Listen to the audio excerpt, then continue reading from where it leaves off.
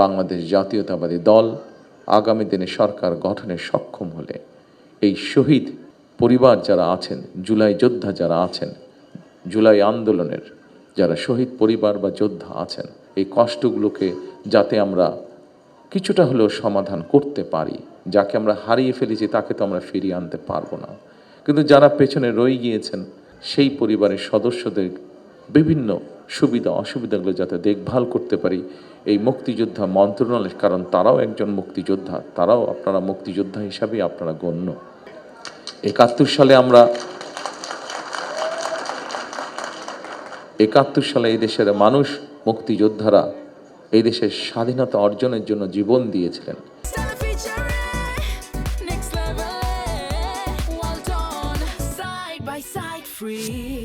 এই দেশের স্বাধীনতা অর্জনের জন্য যোদ্ধারা ত্যাগ স্বীকার করেছিলেন। ঠিক একইভাবে ২৪-এ যে যোদ্ধারা যুদ্ধ করেছেন তারা স্বাধীনতা সার্বভৌমত্ব রক্ষার যুদ্ধ করেছেন। স্বাধীনতা সার্বভৌমত্ব অর্জিত হয়েছিল ৭১ সালে, তাকেই আবার রক্ষা করা হয়েছে ২০২৪ সালে।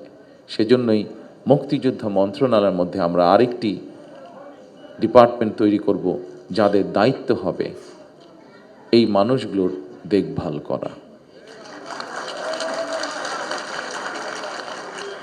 ইনশাআল্লাহ। সম্মানিত শহীদ পরিবারের সদস্যবৃন্দ, সম্মানিত জুলাই যোদ্ধারা, দীর্ঘ ১.৫ দশকেরও বেশি সময় ধরে চলা ফ্যাসিবাদী বিরোধী আন্দোলনে হাজার হাজার মানুষ গুম হয়েছে, খুন অপহরণের শিকার হয়েছে।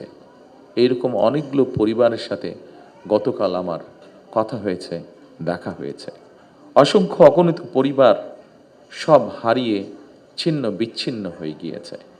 শুধুমাত্র জুলাই গণ অভ্যুত্থানেও ১৪০০রও বেশি মানুষ শহীদ হয়েছেন, আহত হয়েছেন ৩০,০০০-এর মতন মানুষ।